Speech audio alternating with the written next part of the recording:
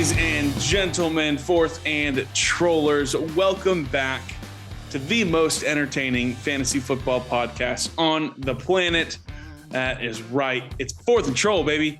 It is fourth and troll fantasy. My name is Noah Selby. And I'm Wes Selby. And we have a great show for you today on this beautiful post-week 4 Tuesday. It's going to be a great show. We got a lot of fun stuff planned for you. First things first, Wes, how are you? I'm doing great. It is nice to see some of these star players perform really well again. Got my, we'll talk about him in a little bit, but I got to see my favorite player of the season, Justin Jefferson, shine a little bit in London, eh? London? Oi, Justin Jefferson, yeah? Oi, Justin Jefferson, yeah? Oi, Justin Jefferson, yeah? So, I'm happy. I'm loving it. I'm 2-2 across the board. Noah, how are you doing? I'm doing good, man. It was a good week for fantasy football. I am in 3 leagues, and I won in all 3 of them this week. Yeah. It has been rough going for me over the first 3 weeks. It's been a little tough, but made some trades, made some things happen. Got some players to shine on my team. Got to see TB12 do his thing on Sunday night, which was awesome to see what he can do. About time. Yeah, what he can do when he's got all those boys catching passes out there. So that's freaking sweet. But I am overall doing real well. As I said, we do have a great show for you guys today. As usual, we're going to talk about the wonderful week of football. We're going to go over some great performances and bad performances and hyped up and let down. We're going to do a little bit of fluke for real. Woo! And then we're going to discuss some of the most disappointing players that some of us drafted in these first and second rounds and whether we should stick it out with them or jump ship while we can with their name value. We're going to close it up, giving you some incredible waiver wire ads for this upcoming week, and then close it out with what should be surely a thriller on this Thursday night. We're going to give you a little bit of Thursday night preview. First things first, Wes, let us know what we need to know going into week 5. Break down the week 4 action in the news world. Well, starting with this Thursday night preview, let's talk about the starting running back of the Indianapolis Colts, Jonathan Taylor, who had a scary injury.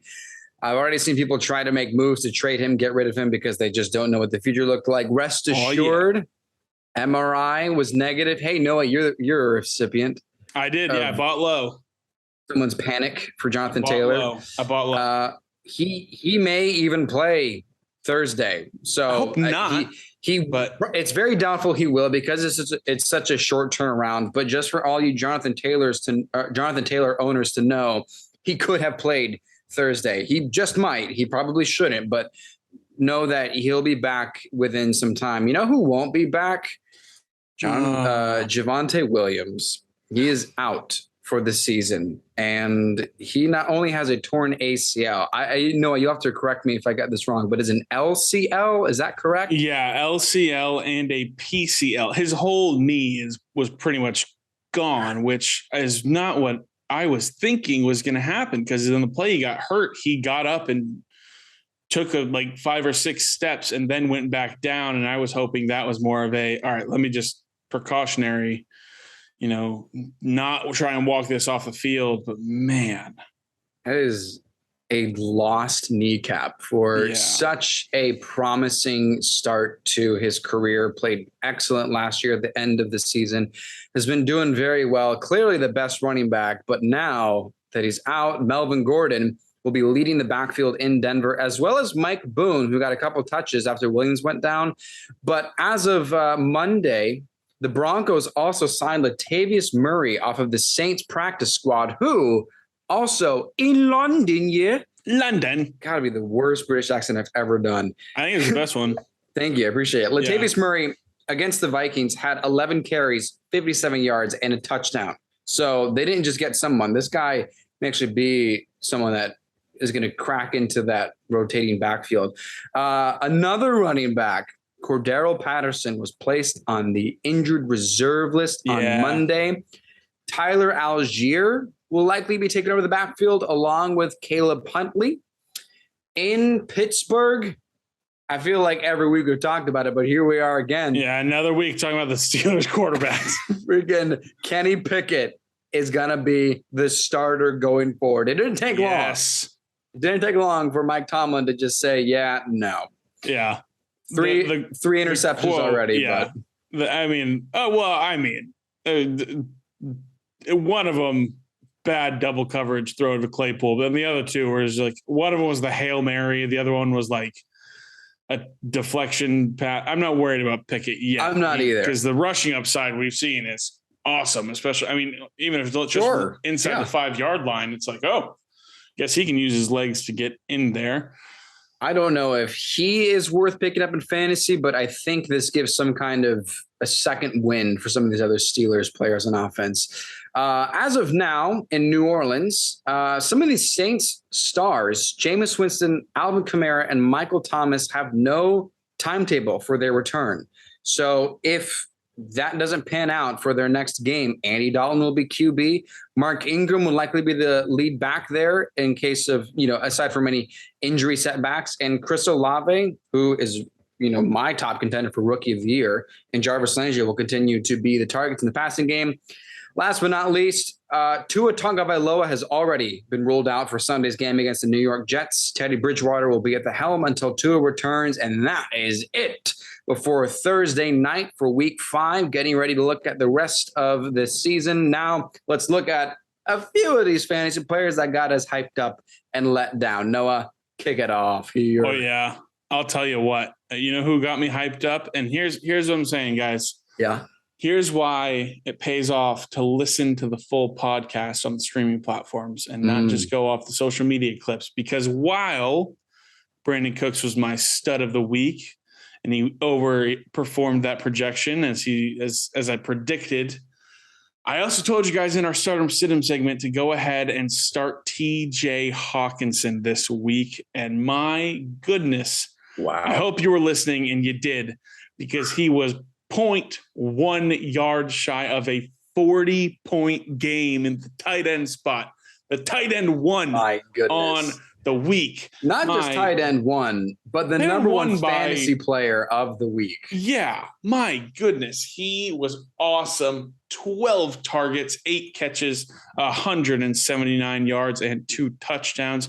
He broke at least one Lions franchise record that game. I know that for sure. I think he may have broken the record for yards by a tight end as well.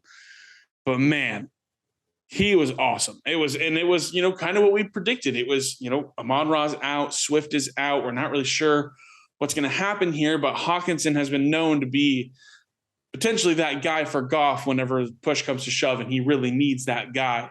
And boy, was he ever. I know some people who single-handedly won their weeks just because of TJ Hawkinson and his performance. Let's talk about another guy who we've discussed a little bit and have been a little bit worried about, but it was awesome to see Austin Heckler I see what you did. make his way to the end zone. Not one, not two, but 3 times on Sunday to the tune of 34.9 fantasy points. 13 carries, 60 yards, and 2 touchdowns on the ground. He then had 7 targets, made 6 catches out of that for 49 yards and a touchdown. That's the guy we've been looking for. So awesome. Yeah. He said, I haven't scored in the first 3 games. Well, here's 3 touchdowns to make up for it. It's just, he was ready. Awesome to see Austin Eckler out there like that. Again, we know where the ceiling is here. We've seen it this season. We know he can get here again. We'll see how many more times he can hit this ceiling, but definitely awesome to see that guy that, that everyone drafted, 3rd, 4th overall pick, definitely pay off for you there. And what was almost even more awesome to see was that Joshua Kelly, Sony Michel, pretty much non-factors in this backfield on Sunday. It was so great to see, because that's been something that has been worrying us about Austin Eckler and his fantasy football outlook. Really awesome to see him just be the guy in the backfield for them. and get those yards, touchdowns, and catches and fantasy points.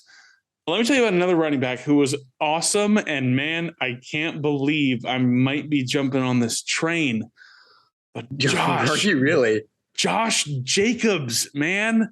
Josh Jacobs, 34.5 fantasy points. He had 28 carries on Sunday. 28. Good night. The volume is unbelievable. He had 6 targets. He had 34 opportunities to get you fantasy points on Sunday. Man, he looked awesome. 28 carries, 144 yards, and 2 touchdowns. He had one play specifically. He had made a lot of good plays, but he had one play specifically that I very much vividly remember. It wasn't a scoring play, it wasn't anything like that, but it was a nice, like 20, 25-yard run. He took the draw up the middle, and he trucked and spun off a dude at the same time, kept his balance on one foot, and kept going in stride. And I was like, man, is this guy back? Is he? I mean, this is probably going to be his best game of the season. So best game of the season this year with 34.5 fantasy points. But man, a running back getting this kind of volume is hard to turn away from, essentially. Absolutely. Especially on your team. I think just seeing this ceiling be available, I think Josh Jacobs at least needs to be a flex play until he has I think you have 4 to start bad him. weeks in a row. Yeah, until there's 4 bad weeks in a row, I think you have to keep him in that flex spot. If this is anything like what Josh Jacobs will be like for the future, this I think even opens up opportunities for more Devontae Adams and more Darren Waller, and when Hunter Renfrow is even integrated more. I think if this is actually what Josh Jacobs is going to be like, this Raiders offense may be the Raiders offense we thought they should be heading into the season. This is a surprise, but a welcome one. Definitely a surprise in Vegas on Sunday, seeing that from him. I will say something encouraging for Josh Jacobs. His usage in the offense and his fantasy production has gone up every single week. As he saw, starting in week 1, we all were wondering why in the Hall of Fame game Josh Jacobs was getting so much usage, and maybe McDaniels needed to figure out if he was going to be the guy. Maybe they were just testing the water, seeing what was going on. He has seen more carries and more fantasy production and more opportunities every single week since week 1, and just keeps climbing. And so I think he has maybe climbed his way back into the goodwill of Josh McDaniels there in Las Vegas. Wes, let's talk about your boy. God. Finally, Jay Jettas, he made his way back. Anyone that was concerned, thinking, I don't know if I made a mistake, hush your little mouth. You didn't. You didn't. You made the right call there. And really, it was just 1 week. It was one. Even the week against the Eagles he still was in the double-digit points there. He had 1 week that was a little bit of a question mark here. We think we need to figure out maybe Thielen's going to be bigger in this offense. I think that may be true. I think Thielen could carve out a good role, but Justin Jefferson is still him. And I think we are finally, with this game against the Saints, I think we finally saw what Kevin O'Connell brings to the potential of Justin Jefferson. And his touchdown was a rushing touchdown. So This wasn't like he did have 10 catches, 147 yards. That is awesome. Yeah. But that is kind of what last season's Rams, Kevin O'Connell brought from last season's Rams to this season's Vikings. And I think we're starting to get a little bit more of a recognition with Justin Jefferson through that. So I am loving it, dude. Yeah, Pumped about it. So awesome to see, especially, I'm a Dalvin Cook owner. I was a little bummed they got to the 3-yard line and didn't give it to Dalvin. I was hoping to see something there from him, but it was really cool to see Justin Jefferson be used in another way. He's a freak athlete and he is unbelievable running routes and catching. Really cool to see him get those opportunities running the football inside the 5-yard line. Super cool to see that. I wonder how much more we will see going throughout the season if Kevin O'Connell does want to integrate that kind of creativity into that offense. Let's talk about a guy near and dear to my heart. Yeah. Guy I was super high on. Let's talk about my boy, Mike Evans. Oh, what a game. 30.3 fantasy points on 10 targets, 8 catches, 103 yards, and 2 touchdowns. Now, I will say, in one of my leagues, I did trade away Mike Evans to get some assets in return. After the week he was suspended, I thought I was going to be in a rough spot. And so I said, I'm not second guessing myself, but I think if I can get things in return here that I'm really looking forward to, I think it'll be worth it to send Mike away. I'm going to keep Tom, but I'm going to send Mike. In another league I'm in, I have that Mike Evans and Tom Brady stack. Let me tell you, single-handedly brought me back to win the game. That stack did win the week. Oh, so awesome. Mike Evans finding you literally sighed a sigh of relief just now as you're talking about it. Yeah, just now. Yeah. And I think actually is a genuine sigh of relief. It was very scary. I was going up against somebody who had Travis Kelce, and I had Tom Brady and Mike Evans and Ryan Suckup, and I was really struggling there and got down to about the last drive. And I really needed the Bucs to get the ball back because I just needed like two completions from Brady just to get like a couple points for yards. Like just that's all I needed. Ended up getting it. It was awesome. But Mike Evans, so cool to see him go out there and do what I hoped he would throughout this offseason. Snagged 2 touchdowns. He was targeted for a third one.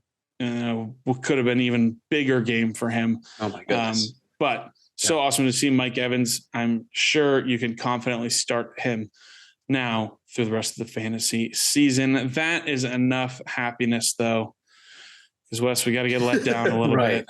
Stop being joyful. We got to get let down. Let's talk about a guy that we talked about a little bit in beginning of the news segment, and that is Jonathan Taylor. Prior to his injury, he played into the fourth quarter, just 3.3 fantasy points, 20 carries for 42 yards. I wanted to talk about it with you because I don't want it to go unnoticed that even though he got injured, he still played plenty of football and he had 20 carries. Yeah. That's not great. I mean, I'm thankful to know that he's not out for a long time, but like, hey, what's going on with JT? Three points? Yeah. I don't know if it was robbed because of his injury, but no, it's definitely a little concerning. I think we definitely all thought, Jonathan Taylor going to be is the consensus number 1 pick. Not for us. We had McCaffrey higher than him, but still. Mm-hmm. He's an extremely talented football player. And I'm wondering if the efficiency of the offense is weighing him down a little bit.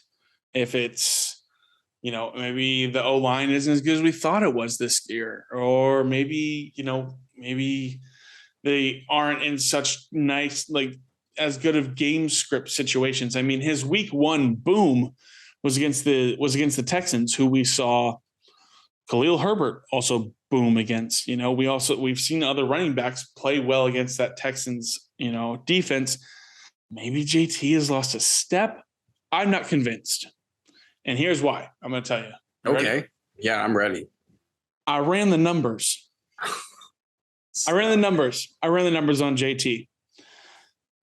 And as I teased a little bit earlier, as of this recording, have just made the trade in my fantasy league to get Jonathan Taylor. I bought low.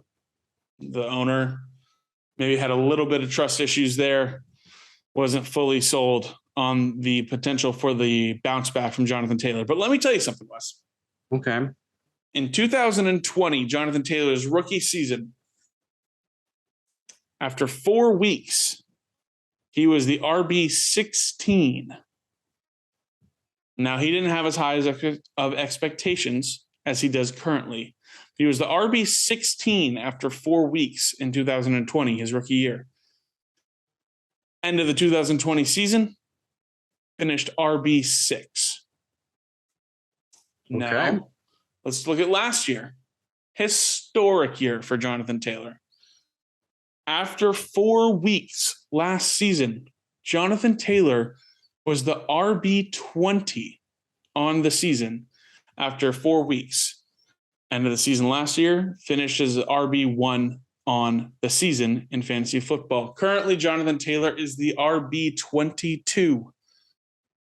I'm going to follow the numbers. I'm going to follow the history. I'm going to follow the trends here. And that is why I bought low on Jonathan Taylor right now. I believe this offense is going to figure stuff out. Let's look at it. Who has the quarterback for the Indianapolis Colts been each of those years? Surely it's the same guy, right? Nope.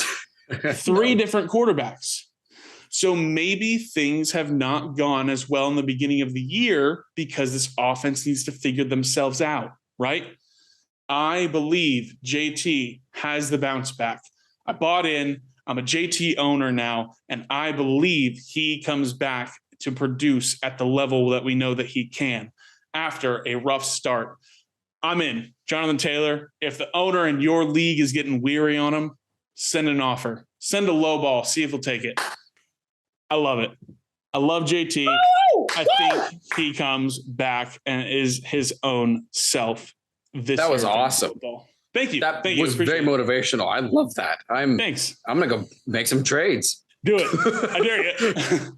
I will. I think it's just worth noting. Yeah, it's been disappointing, but this offense starts slow. Because again, they have had 3 different starting quarterbacks who, mind you, pretty much have all been the same guy, if I'm being honest.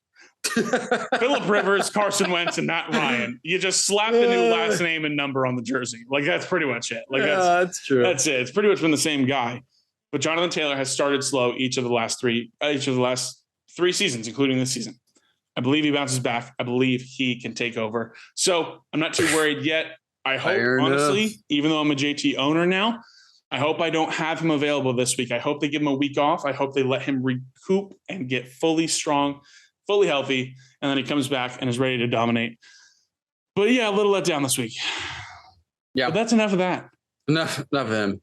Enough of him. Who else let us down? It's another guy. His name is Drake London. Drake London was a little disappointing. Yeah.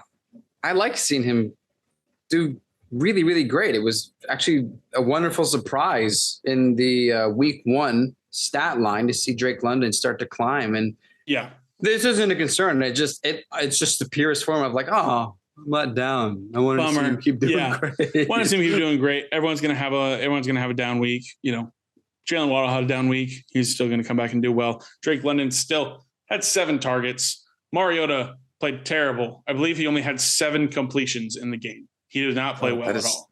Disgusting. So he did not play well. So, you know, we saw, you know, shocker, Kyle Pitts didn't play well either. But again, I'm not, you know, he had a 25-yard catch. So that was encouraging, but Mariota did not play well. He had 7 completions. It was a rough game for the Falcons. Even though somehow they won the game. It was like a gritty win. I don't understand how they won the game when Mariota completed 7 passes, but definitely not what you want to see from Drake London from this standpoint, but I believe he does bounce back there. I'm not too worried yet. I agree. Another guy that was a little disappointing and let us down, Wes, was James Robinson. Yeah. Now, this game was interesting. I mean, the Jacksonville Jaguars got a 14-0 lead on the Eagles. They had a pick 6, and then they stopped the Eagles on defense, and they scored a touchdown. They were up 14-0. And then things just kind of stopped being good for the Jaguars. I don't know if anyone – I almost think we could have just let down the Jacksonville Jaguars. Like, we almost could have put all of them. That is it just felt like nobody had a good game. I will say the weather was a little rough. You know, you'd hope that would have led to a better rushing attack, but they were playing from behind then as well. They lost that 14-point lead by halftime. And so I'm not saying it's a throwaway, but – you know, James Robinson definitely, as we've seen, has better days to come. First game that he hasn't scored a touchdown. You know, he has a touchdown in each of his first 3 games. First game in week 4 now. He hasn't scored a touchdown. Him and Travis Etienne did get the same amount of carries. They each had 8 carries. I believe James Robinson. I believe they were comparable in yards. I think maybe Etienne had maybe 5 more yards than him. Robinson had 29. Okay, so 3 more yards than him. So neither of them lighten it up. Both of them had 0 catches as well. And so it was just a weird game. Christian Kirk didn't play well. Like, it was really weird game. You know, it was rainy, so I do give them that, but the Eagles are just good, man. I'm looking at their the Eagles might be the best team in the league. They very well could be, and I think there's no reason to think they aren't. I mean, sure, you can still think the Bills are fantastic because they had a great game against the Ravens, but I have their box score up and just look at this. I mean, the Jacksonville Jaguars rushed the ball 19 times. The Eagles rushed the ball 50 times. Gosh. And that's counting Jalen Hurts runs, which he had 16 carries, but still, I mean, 34 running back carries. Yeah. And then you may think, Trevor Lawrence must have, been chucking it. No, 23 attempts. Yeah. Jalen Hurts had more attempts. Yeah. Jalen Hurts, I mean, Jacksonville got pretty shut down. Yeah. It was an impressive win because Jacksonville's looked great. And so I'm not worried going forward, but it is a sign that this Eagles offense and defense too. Their defense had a pretty good score for fantasy as well. Eagles all around, man. I think they're going good. far. They look good. They look very good. Yeah, I think this letdown segment is a bit of unfamiliar faces this week because, I mean, as we'll see, we'll go over 3 more guys here, but I don't think any of these guys have shown up. Maybe Jonathan Taylor has, just because he had a couple rough weeks prior to this. But yeah, the next guy is Mark Andrews. And you'll say, what? He was playing the Bills. Must have been a high-scoring shootout, right? No, he had 5 targets, just 2 catches for 15 yards. Again, same deal here. Not worried. Just let down. Really, just let down. Just let down. I mean, I was a beneficiary of playing an opponent who had Mark Andrews, and coming into the week, I was like, oh, well, I don't have much hope. And I ended up getting the win because, Mark Andrews was definitely a contributor to my fantasy success in his lack of fantasy success. So not worried about Mark Andrews, but definitely just let down. Just let down. Yeah, truly just next time. Bummer. Yeah. Guess I'll have to wait for another 30-point week. Right. I guess 7 days will have to come and go. Another guy, Amari Cooper, man, we were just hitting stride with him and I was jumping on board and I'm still on board, but just 1.9 fantasy points, only 4 targets, 1 catch for 9 yards. I'm not worried. Just let down. Just let down. Just a bit of a bummer. I'm not worried either. I don't like how few targets he got though. I mean, yeah. That part's like a frustrating thing. Like with Drake London, it's like, okay, just a bad game, but he saw a lot of targets. But this time it was, I'm not worried either, but it's kind of like, oh, you only had 4 targets? Yeah. 1 catch? Like, yeah. What happened? What's going on? Very, very fair. Yeah, very fair. And I mean, Brissett did throw 35 passes, so definitely a bit disappointing. But, in week 1, we saw Brissett heavily target Donovan Peoples-Jones, and Donovan Peoples-Jones was one of the leading receivers on the team this week. And so it's like, maybe there'll be the weeks where DPJ gets in there and, scores, gets you in the teens for the fantasy points, and Amari Cooper doesn't have as good of a week. Nothing against, not to discredit the Falcons either. I know AJ Terrell got kind of bullied by Michael Thomas, but AJ Terrell is a good cornerback. So he did not have an easy matchup. Amari Cooper did, but better days to come for sure. I'm a believer that he will do well. Another guy, and our last guy here that was in this Eagles Jaguars game was Devontae Smith. After a couple great weeks we saw from him, just 4.7 fantasy points. Again, just 4 targets. Still don't think I'm really concerned. Like you said, they ran the ball 50 times. So it was, it wasn't much of a, friendly game script for Devontae Smith to have another great game. And again, the weather as well. Devontae Smith, we saw him have a lot of success against the Commanders.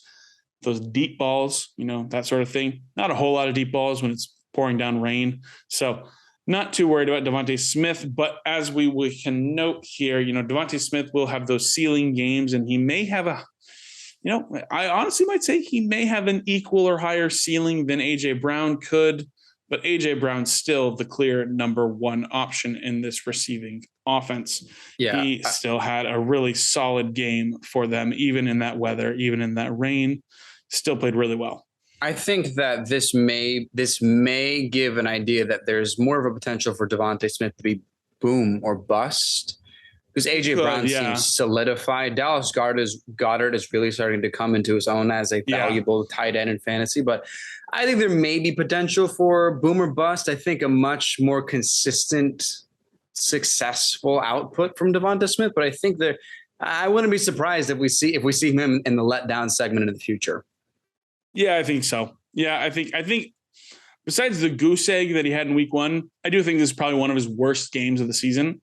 And so I think, it takes one deep shot for him to, get you to 10 points in this game versus 4.7. And so, I think he definitely has the capability of doing that. I just think it was a bit of a weird game for this offense. And they were definitely focusing on the run, as we saw on Sunday. That is going to do it for Hyped Up and Let Down. We are now, Wes, a quarter of the way through the season. Wild. 25 cents worth.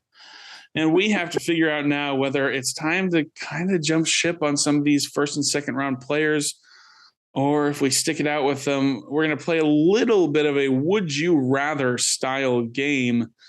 And we're going to see who we would rather ride out the rest of the season with, despite some slow starts. Wes, do you want to go ahead and take it away here? I would love to. So just as you said, Noah, we got to figure it out now. It's now or never, 4 weeks in. So, hey, while we're talking about getting let down, let's stay disappointed and talk about. I've got three comparisons here. Would you rather keep this player for the rest of the season, stick it out, or would you rather choose the other guy? And then after you give your explanation, you got to tell me, Noah, do you call it quits? Do you trade them? Do you let them go to another team? Are you done with them for the season? So let's start it out here. Would you rather have Najee Harris or Alvin Kamara for the rest of the season? I would rather have Najee Harris for the rest of the season. Tell me why. Alvin Kamara has been battling a little bit of a rib injury for like 3 weeks now, and nothing's really let up for him. Najee Harris had his own kind of ankle injury, but that seemed to have come and gone pretty quickly. And Najee Harris is weighed down by this SPDB, stinky poopy diaper butt offensive line. That's right. But with Kenny Pickett coming into the offense and him, it's being said he's going to keep this role. Maybe it brings a little bit of life and a little bit of versatility to this offense now. Maybe it frees up Najee for a little bit more production. Again, Najee still is, I believe, and I should probably check the box score for sure, but I believe he is still getting you into like the double-digit territory at least 3 out of these 4 weeks. It's been low double digits, but he's still gotten there. I think I'd rather take Najee over Alvin Kamara. The Saints offense is just, it's Jameis, who is not looking inside 20 yards past the line of scrimmage, and he's just bombing it. Or it's Andy Dalton, or it's Taysom Hill getting like goal line work. It's very confusing. I don't know exactly what to make of it, but the Saints are one of those teams that I said from the beginning, I'm not really looking to roster any of their players. And while Michael Thomas and Chris Olave have been great, they're still guys that I would be okay not having on my team. I'd rather go Najee. I'd rather go Najee here for the rest of the season. I think there is still a case to say that you can stick it out with Alvin Kamara. Now, I will say Sunday, I would have been very quick to say Alvin Kamara over Najee Harris. But now with Kenny Pickett, I agree with you. It's like, all right, I'm willing to take that shot. That seems interesting enough to keep him around. Maybe we get a second wind. Yeah, exactly. We know Najee is extremely gifted and talented. It's only his second year in the NFL. Now, because you said Najee, are you cutting, trading, getting rid of Alvin Kamara? I'd probably trade him. I'd probably keep him on the team until he has a good week and then try and just sell high, or just try and sell now for, it doesn't take much to probably get better than what Alvin Kamara has been doing for your team. And so you know, whether you trade Alvin Kamara for somebody who really values his name and get, you know, maybe get David Montgomery for him or, you know, something like that, you know, one of these like RB2s, because that's better than what Alvin Kamara has been doing. So I think Alvin Kamara can be a trade away for, you know, for some decent value. Pretty good idea. I think that is if you agree with Noah and it's time to jump ship, I think probably now. If you feel like you got to move on from Kamara, you got to do it now before there's any more reason to doubt because he's had the injuries. So I think if you give it another shot and it doesn't do well, you might lose some value. Well, let's look at some another pair here. Would you rather have Dalvin Cook or Joe Mixon for the rest of the season? Oh, that one's easy. Joe Mixon. Yeah, that one's an easy one for me. Yeah, you got to look at the volume, man. You got to look at the volume. Joe Mixon is not running the football efficiently, and Zach Taylor doesn't care. He just feeds him the ball. He just feeds him the football. He gets so many opportunities and carries to get you fantasy points. And as we saw on Thursday night, he will break those and get into the end zone for you. And so, yeah, for me, that's Joe Mixon. Dalvin Cook, it's looking more and more like, it's weird to say, but it's looking more and more like this is like almost like a split backfield between him and Madison. I don't know if O'Connell coming from LA saw maybe how they split, you know, Darrell Henderson and Cam Akers last season, or even, you know, when it was Darrell Henderson or Malcolm Brown, you know, the split backfields, you know, it's just feeling like Madison is each week getting himself a bigger and bigger role on this team. He scored the touchdown for the running backs of the Minnesota Vikings on Sunday morning. So, yeah, I think I would go Joe Mixon. I think you definitely, you know, Dalvin is not a lost cause, but give me the opportunity that Mixon's going to get over Dalvin Cook, who seems to be potentially losing opportunity in this offense.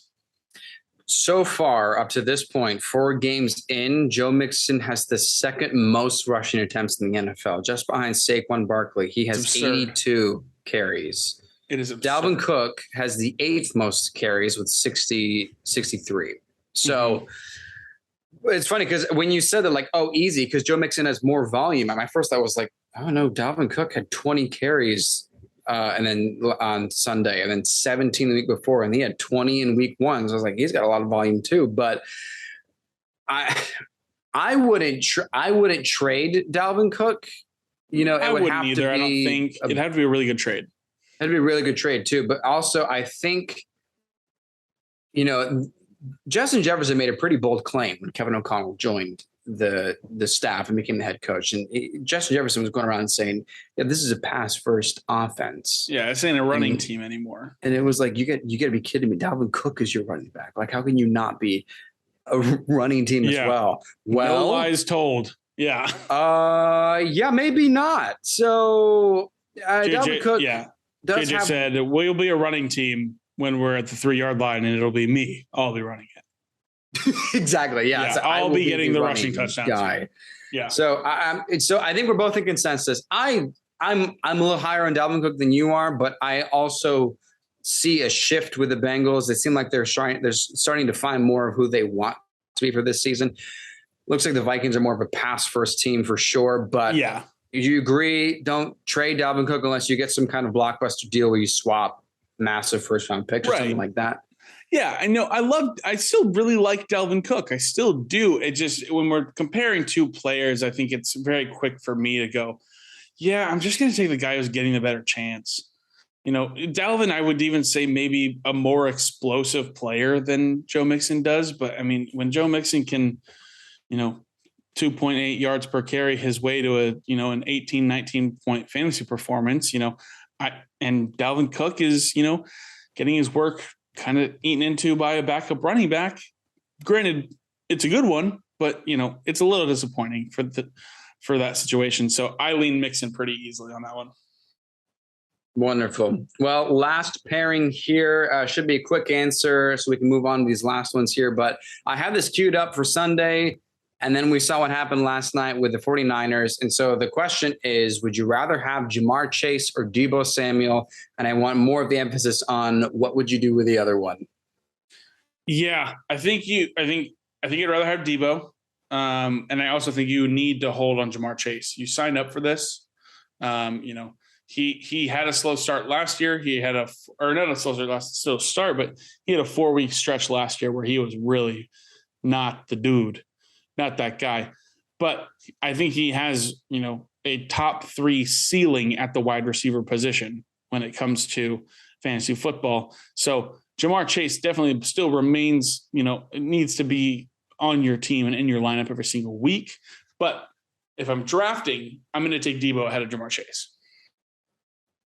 That's a fair way to summarize that. Is if you were to redraft, you take Deebo instead of Jamar. I think as you talked about last episode is that it's not so much that Jamar Chase isn't doing as well as he should. I think we're just seeing that T. Higgins is a top 15 and upside for the end of the season, that he and Jamar Chase could very well be top 15. Yeah. I think from Thursday night, you could see both. You could see Tyreek and Jalen and T. Higgins and Jamar Chase all in the top 15 by the way this season's going out. So love it. Good answer. Fun food for thought for all of you. You got some. I hope that provided some insight. Yeah. Yeah. I love it. All right. Let's move on to a couple of fluke or for real, Noah. Let's talk about some of these dudes. Fluke or for real. J.K. Dobbins, great to see him get into the action finally for the fantasy football season. 22.3 fantasy points, 13 carries, 41 yards, and a touchdown. And he also found the end zone through the air. 4 targets, 4 catches, 22 yards, and a touchdown. Fluke or for real, Wes? I will say for real. I'm not as excited as I would like to be, but I'll say for real because I think what we have learned over the last 2 games with the Patriots and the Bills is that they got to do something else than just give the ball to Lamar Jackson, or they will continue to lose. So, they barely beat the Patriots. And credit to the Patriots. They almost beat the Packers. But I will say that I think they have to get J.K. Dobbins involved and him having a solid utilization both through ground and air. I think this is going to have to be integrated. And so I like this. I like what I'm going to see with J.K. Dobbins after this game. Yeah, upward trending for Dobbins for sure. Rashad Penny, awesome game for him. 28.7 fantasy points, 151 yards and 2 touchdowns on 17 carries. Fluker for real, Wes? Kind of came out of nowhere, but I'm inclined to say for real, just because I don't know. I thought the Seahawks offense was going to be abysmal, and they've been holding their own. I think Rashad Penny, when I say for real, I think that Rashad Penny is worth a flex start, but I don't think he is going to eclipse 18 points in the near future. That's my take. Yep. Kenneth Walker doesn't need to be on rosters because Rashad Penny seems to be the guy running the football there. I like Penny. I think this is an upward trend. I think they are going to be able to, all of us had that Detroit Lions Seattle Seahawks game pegged to be a 72 point, or a 78 or whatever point shootout, right? When the season schedule got released. Oh yeah. But really awesome to see Rashad Penny do well and kind of take over as the workhorse in that backfield. No more question marks there, I feel like, in that Seattle backfield. CMC, 25.8 fantasy points. Wes, just 8 carries for 27 yards, which is quite the opposite of what we have been seeing over the first 3 weeks. Yeah. But you're welcome, McCaffrey owners, for ranting, because what I said was that he was being ruined for fantasy football because Baker wasn't throwing him the ball, and Baker threw the ball to him 9 times and he caught all of them. 9 targets, 9 catches for 81 yards and a touchdown. Really good touchdown, by the way. It's one that was kind of an end zone target from at least 15 yards out. Got him there in a contested catch radius. McCaffrey pulled it down, but 25.8 fantasy points. Wes, we've seen the ceiling that we were hoping for, maybe even the floor that we were hoping for McCaffrey, but we're thinking this is fluke or for real. All right, McCaffrey. All right. You can stick around. I think this is fine. I think this is him again. I don't think we're going to see. I'll make a case. I don't think we'll ever see a 30-point performance from McCaffrey with Baker there. Yeah, but which is hilarious that it's like, oh, he's washed. Christian McCaffrey's terrible. He's not going to get 30 points in a game. But I do think that this is. I think we're fine, especially because he's been incredibly consistent so far. Yeah, I think we're good to go. You're locked in. You're fine. You just know that McCaffrey is not going to explode in the near future, unless you rant again, Noah. Then we'll see what happens. I might just have to give a weekly rant on McCaffrey. Definitely happy to see that for McCaffrey owners. I'm not convinced yet. I need to see a little bit more from Baker and McCaffrey and their connection to be super satisfied with this, top 3 pick that I made on this guy. But definitely a good sight for him on Sunday. Miles Sanders, what a freaking game. 29.6 fantasy points. 20 again, we talked about all those Eagles rushing attempts, 27 carries, 134 yards and 2 touchdowns from the man who went on record in an interview this offseason and said, "Don't draft me in fantasy." Well, if you didn't listen to him, I know you're happy because 29.6 points, Wes, fluker for real. I might as well call this for real because who on the Eagles offense don't you want? Yeah. You want all of them. You want all of them, and they're great running Chiefs team. Were a couple years ago. Yeah. They look awesome. All of their offensive weapons look great. I wish I hadn't listened to him. I wish I had drafted Miles Sanders, but I did not. Right. But I know owners are happy that they did. Let's move on to another guy here. Mo Alley Cox with 26.5 fantasy points. Whoa. Out of nowhere. Whoa. Out of nowhere. Do we think it's fluke or for real, Wes? So I say this is fluke. And let me explain that it's not because I think this was luck. I think Mo Alley Cox has become a really important part to this Colts offense. If I'm not mistaken, he had the game-winning catch against the Chiefs. So that was actually, and I'll get into this in our Thursday night preview. That was their other tight end. That was their other tight end at number 80 something. Yeah. But thank you for clarifying. Okay. Yeah. Well, that being said, I think. But he did play great, though. He did play great, and I think he had some fantastic catches for this game too. And I think there's a difference between an important playmaker and a good fantasy player. So for me, this is standout game. You helped do decent, but this is fluke for me. Yeah, I will jump into it a little bit more as we preview Thursday night, but I am in agreement with you, Wes. Last guy here on the good side of fluke or for real, and it is the man with the plan, the man that we love. Yeah, Damien Pierce, 25.9 fantasy points, looked awesome against the Chargers. Fluke or for real, Wes? So we said for real last time. We did, but I will say I said for real, but I thought it would be kind of an incline. And Damien said, no, this is like a direct slope up. Yeah, this is skyrocket. Here we go. So I love it. I'm so glad to see, especially with how rough these other running backs have been so far. I'm so happy to see a rookie running back just say, screw it. I'm the best in the AFC South right now. And it's like, okay, cool. Whatever. All right, deal. Yeah, no. So cool to see Damien Pierce doing really well for the Houston Texans. And he dominated the carries. Rex Burkhead, he was the only running back with a carry. Rex Burkhead did not have a carry, so he is that dude in the backfield. Burkhead stole a touchdown from Pierce, by the way. There was like a really short, flat route, I think, in the end zone that Rex Burkhead caught. And so just adding to more of what Damien Pierce's potential could have been for this stat line. So right, because while Damien Pierce only had 8 receiving yards, he had 8 receiving yards on 6 catches. So PPR upside there. Look, that's a touchdown. That is a touchdown that you added on there in the receiving game. Really cool to see Damien Pierce do well. Let's get disappointed, though, Wes, because we're going to talk about some guys who did not do so well. We got to analyze these guys. My guy, Dalton Schultz, with a goose egg on Sunday. Just 3 targets, 0 catches, 0 fantasy points. What are we thinking? I'm going to let you have the floor.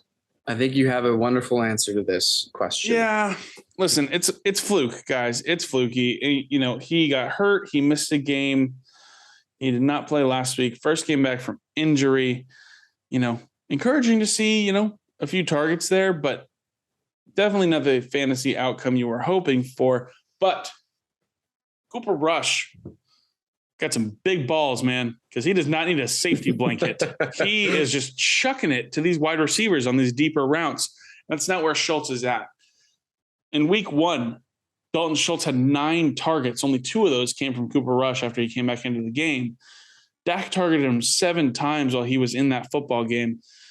Dak loves Dalton Schultz. As soon as Dak comes back, I believe Dalton Schultz gets back into fantasy relevance and gives you a solid performance each and every week. Hold on a little longer. Don't get too worried. He'll give you, hopefully more than 0 points next week, but hopefully whenever we get Dak back, he'll be in a better spot for him. So this is fluke and he will have better days ahead. I think you put it great. I mean, just to give an idea is that Dalton Schultz was targeted by Dak Prescott 7 times, as you said, in week 1. Mm-hmm. In total, through the 3 total games that Dalton Schultz has played, he's been targeted 9 times. Yeah. So by Cooper Rush. So yeah. Better days are ahead, 100%. Let's talk about another guy who landed even worse than Dalton Schultz somehow. He had negative points. It's Melvin Gordon with negative 1.2 fantasy points. He had 8 yards on the ground and a fumble.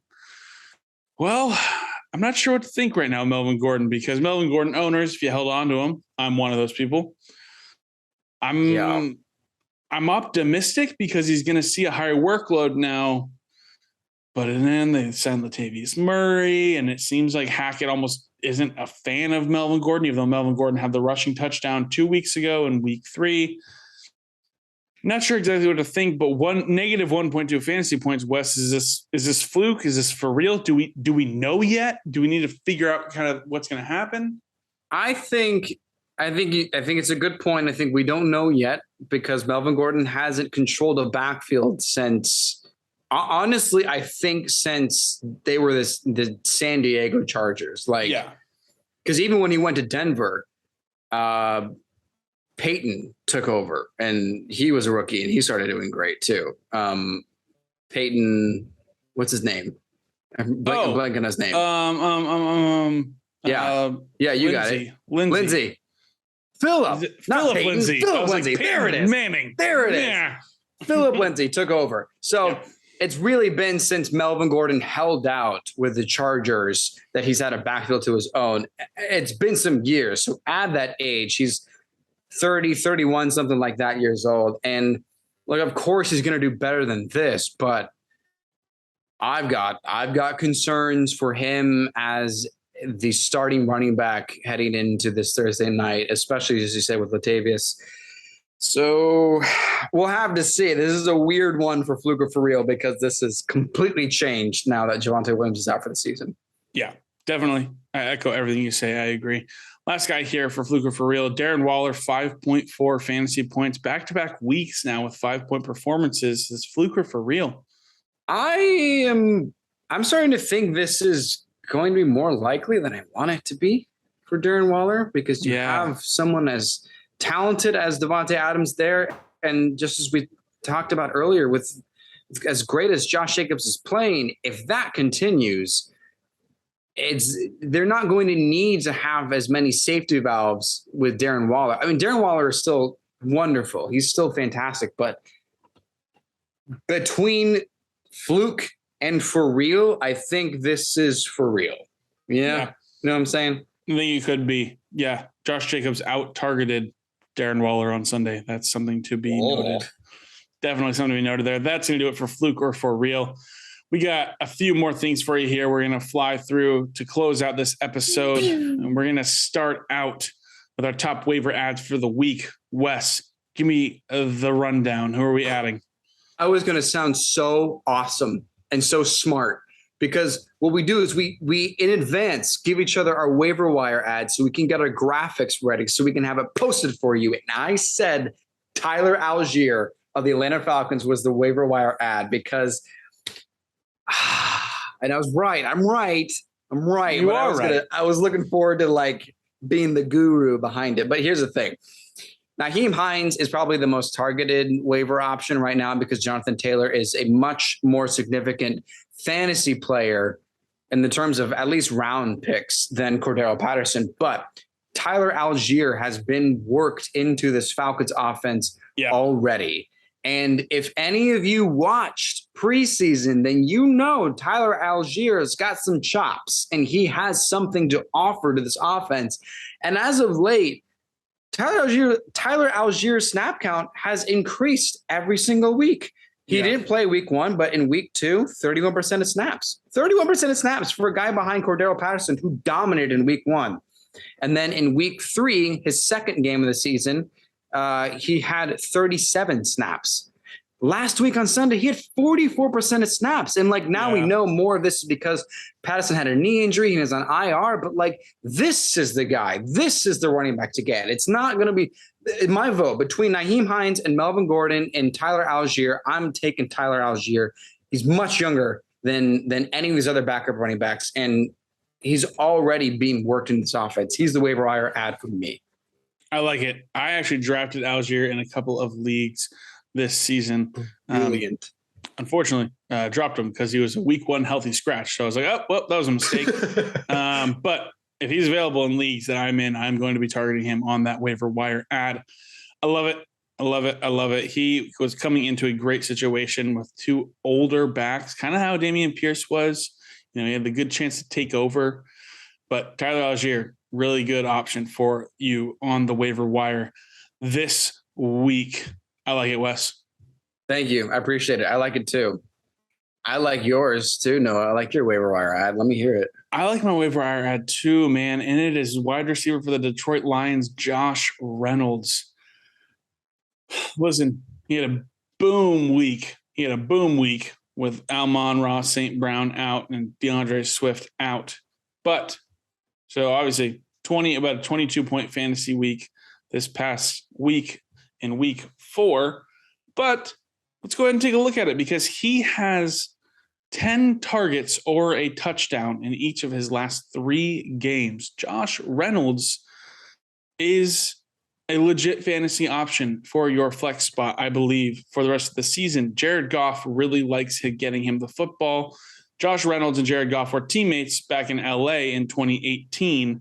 And when Cooper Kupp had torn his ACL that season, Josh Reynolds stepped into a larger role.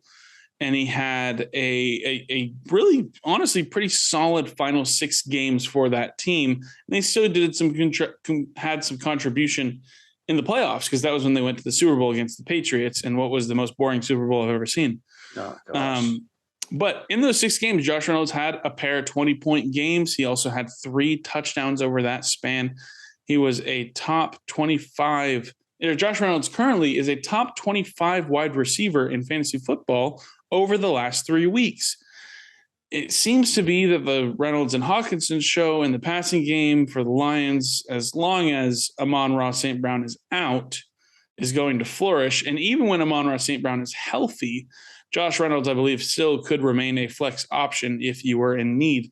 And he's a guy that's just rostered in only 8% of ESPN fantasy leagues. I think he needs to be a top priority for you, especially if you're in need at the wide receiver position. Great job convincing me. Because to me, this at first was like hey, what do you mean this guy that had a boom week who is clearly a backup receiver to a great receiving core? Why should I get him? I think he laid out the history well. Yeah, worth it. I think that's an interesting. 10 targets or a touchdown over his last 3 games. 10 targets. That's a lot of targets. That's a lot of targets for a guy that has a good opportunity to kind of gel really nicely with Jared Goff over the next fantasy football season. Let's get into it, Wes, because this is not going to be exciting because this may not be an exciting Thursday night football game. But let's get into our must starts, risky starts, and don't starts for the Thursday night game. the Indianapolis Colts at the Denver Broncos, Mile High Stadium. Wes, who is your must start this week? My must start is Michael Pittman Jr. And I feel like this is probably, for my track record, the first must start that actually is questionable, because I think my track record is like Cooper Kupp, Tyreek Hill, like some of the best players in fantasy. But this time, nice. I'm making a case for someone that I think you have to lock into your starting lineup. Michael Pittman got you a nice, easy 3 points on Sunday. Hey now. But he is by far and large their best receiver, and it's not close. And Matt Ryan knows it, and the rest of the Colts offense knows it.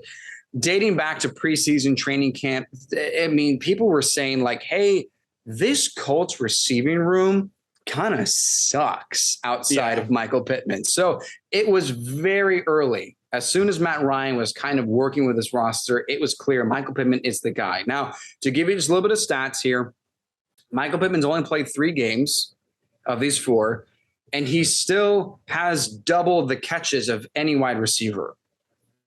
And the second most receptions on the team is Ashton Doolin. Who? Huh? Yeah. So it's this receivers room is not competing with Michael Pittman. Even with his absence, he's still clearly leading this team. He had a great week 1. I know that's why you want him around, but you just start him. Just start him. He's the only guy with a receiving touchdown from the wide receivers. So just don't think twice. That's what I'm trying to say. Don't think twice. No, Michael Pittman is the guy. A lot of people have him in their top 10 wide receivers. I definitely have him in my top 15, but it's okay. 3-point performances happen even from the wide receiver ones on a good team, or at least with a good quarterback and some kind of passing game there. It's going to Michael Pittman. Just trust it. He's going to be fine. Yeah, I'm with you. He definitely needs to be in lineups. Michael Pittman Jr. only had 3 points this past week, but I was watching this game, 2 end zone targets that he caught, tiptoe catch on the sideline, didn't manage to get both feet down. Yeah. That happened twice in that game. So, he definitely is getting the targets there. But I do believe Michael Pittman Jr. should be locked into lineups 100%. I'm going to hit you with a guy here, Wes, that I know you're going to like. Hit me. And it might be, no duh, but you got to start Cortland Sutton on Thursday Night Football, prime time under the lights. Sutton's been one of the sole bright spots for this team so far this season, averaging 16.2 fantasy points per game. The preseason and camp buzz that we heard and believed and confided in and lived by, heavily proving true. Sutton is Russell Wilson's guy. It's great to see Sutton get into the end zone this weekend. He finally scored his first touchdown of the year. Definitely awesome to see there. He does face a tougher matchup on Thursday against the Colts defense that allows the 7th fewest fantasy points to the wide receiver position. But still in that, they've allowed 3 touchdowns to wide receivers over the first 4 weeks. May not be a lot, maybe, I don't know, but they played the Chiefs. So Kelsey got his, and they played the Texans in week 1. And I can't believe I'm saying this, but OJ Howard got his, which is unbelievable to say because 2 catches, 2 touchdowns for OJ Howard, but he got his, they give up passing touchdowns. I think if Russell Wilson is throwing passing touchdowns on Thursday night, at least one of them goes to Cortland Sutton there. Like him to get into the end zone. And what may end up being, we have low expectations for this, but this could end up being a sneaky shootout game, man. It could just be 2 not great teams that could just go for 40 points each. It could be absolutely crazy, but Cortland Sutton is a must start on Thursday night. No doubt about it. Lock him in. Dude, Cortland Sutton must start. Pumped. Love it. Pumped. I love it. Cortland started him. He's never been on my lineup. Yeah. Wes, let's get a little bit risky though. Who is a risky start for Thursday night? Dude, I had a totally different risky start and don't start until last night's news or yesterday's news. It wasn't the night, but yesterday's news. What I'm going to say? I'm just going to say, why not? A risky start, Latavius Murray. Oh my gosh. I mean, why not? I mean, I don't think he should be in your running back lineup, but I just want to say, I think he's probably has a better shot. Let me say, no, I'll make it interesting because we haven't said "mark my words" in a while. No, we haven't. Do it. Let's have some fun with this. Mark my words. Latavius Murray will have more fantasy points than Melvin Gordon on Thursday night. Okay. All right. I'm not gonna give you too much of a reaction on that because our risky starts may go hand in hand here, Wes. Yeah. Okay. So let me just finish with saying that Latavius Murray he proved that he has great value as a running back with the Saints on Sunday. We saw that he filled in for Alvin Kamara and Mark Ingram was going in and out. So Latavius Murray just stayed in, and you were the sideline at the top of the show.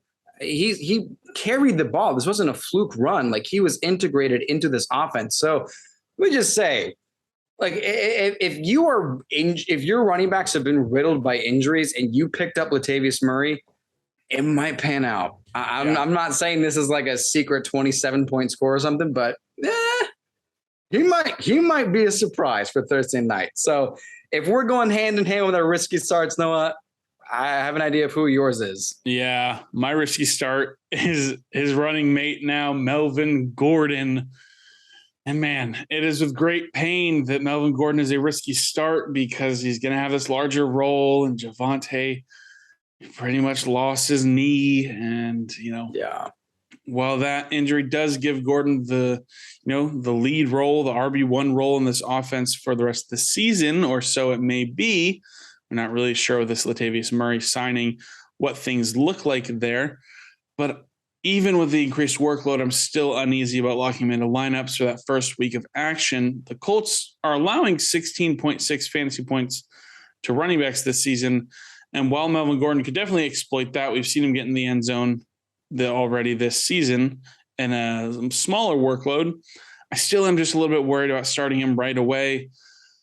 On top of that, he's fumbled the football twice already this season. I mean, he fumbled it 4 times, so they recovered 2 of them. But including this past week where we saw him fumble, and then third-string running back Mike Boone came in and got a bulk of work later in the game after Javonte left. I think Gordon could go either way this week. But as a Melvin Gordon owner, I'm opting for some other options for either my RB2 or flex spot this week until we see Melvin Gordon get an RB1 workload on this Broncos offense. There's a lot of question marks still on this Broncos offense. Melvin Gordon, perhaps the biggest right now. And so I am waiting on starting Melvin Gordon. But if you need the spot, if you were handcuffing Melvin Gordon for Javonte, you're going to have to plug him in, but it's going to be a little bit risky. But I am going to go ahead and wait as far as it goes for me being a Melvin Gordon owner. I have the same sentiment. It's just, I think he has that goal line potential to get a score, or maybe he doesn't because he keeps fumbling on the goal line. Maybe he fumbles. Yeah. But I say keeps. He has 2 fumbles, which is terrible for 4 weeks in, but I'm also concerned. I have Melvin Gordon in the league, and I'm just kind of filling him in because it's like, well, how do you not start him right now? But I'm bracing myself for a low scoring output from Melvin Gordon. Definitely going to be a little bit risky if you got to plug him in. Wes, last one here. Tell me who you are not even thinking about. Who are you not starting? So if I'm going to assume Jonathan Taylor does not play, I'm still not going to start Nyheim Hines. Yeah. I don't even have any interest in picking him up for the waiver wire, even if I already had him in my bench, because people do this. They draft backup handcuff running backs to very talented players so they can use this opportunity. Well, okay, trade him because this guy has done nothing this season. And he was there he's just a backup. I don't want to be mean about him, but he's just the backup. And technically, yes, if Jonathan Taylor's out, he is the starting running back for the Indianapolis Colts that week. But Noah, I want to ask for fun, how many rushing yards do you think Nyheim Hines has on the season?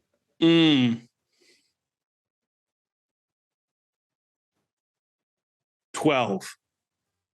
Incredible guess. He has 11. Yeah, I knew it was somewhere low. I was like, it's got to be that low. This is not Alexander Madison. This is not Khalil Herbert. This is not Darrell Henderson Jr. This is, name it, okay? This is not a back that sees the field because, as we've been talking about for the last 4 weeks, Jonathan Taylor has an absurd amount of carries. Yeah. So it's not worth it. It's not worth it just because he's technically the starting running back of a football team. Don't put him in. I would rather start Melvin Gordon than Nyheim Hines. Yeah, no, I am in agreement with you on that. I don't think Nyheim Hines needs to be in lineups. He's a receiving option for Matt Ryan, but it's not even been looking all that good so far this season. So I am not starting Nyheim Hines. I'm with you on that one, Wes. Beautiful. We'll close out the show now with your don't start heading into Thursday night, Colts versus Broncos, the horsey matchup. The horsey horses. My don't start for Thursday Night Football is Mo Alley Cox, tight end for the Indianapolis Colts. Listen, we covered it a little bit. Colts tight ends are absolutely feasting over the past 2 weeks. Week 3, Jelani Woods has 2 touchdowns against the Chiefs. This week, Mo Alley Cox, 6 passes. He caught 6 passes on 6 targets for 85 yards and 2 touchdowns. We know Matt Ryan loves going to those tight ends. We saw him do it with Tony Gonzalez throughout the end of Tony Gonzalez's career. He supported Austin Hooper to a top 3 fantasy tight end finish. I'd love to be able to include Kyle Pitts in this part of the conversation, but I cannot because that was not good. But Mo Alley Cox was awesome in week 4. Like I said, caught 6 passes on 6 targets, 85 yards and 2 touchdowns. Had TJ Hawkinson not gone absolutely nuclear, Mo Alley Cox would have been the tight end 1 on the week. But this production has been quite an outlier for him this season. Throughout the first 3 weeks, Mo Alley Cox had only scored over 1.9 fantasy points in 1 of his first 3 games. And those numbers don't look great because he only had 8.4 fantasy points combined over the first 3 weeks this season. It's not a great option there. So I'm not really even I'm looking past the week 4 boom if I'm in need of a tight end streamer. If I do need a tight end streamer, I'm opting for probably a guy like Will Dissly, who is the Seattle Seahawks tight end, and he is currently the tight end 9 on the season. He's only owned in 1.6% of ESPN leagues. So he's averaging 10.4 fantasy points per game and has scored a touchdown in 3 of his first 4 games. So Mo Alley Cox needs to stay on benches, potentially not even be rostered. Maybe roster him for the boom potential, but definitely do not roll him out for week 4 against the Denver Broncos. You got to look past the boom performance and see some of those really disappointing weeks that he's had. So that is going to do it for this episode of 4th and Troll Fantasy. Wherever you're listening, we'd appreciate it if you gave this episode 5 stars and write something funny in the review so we can give you a shout out next time. We're on social media everywhere at 4th and Troll and on Facebook at 4th and Troll Fantasy. Look for our mascot, Teddy the Troll, and make him smile by giving us a follow and joining us next time every Tuesday and Friday. My name is Noah Selby. I'm Wes Selby. And this has been 4th and Troll Fantasy.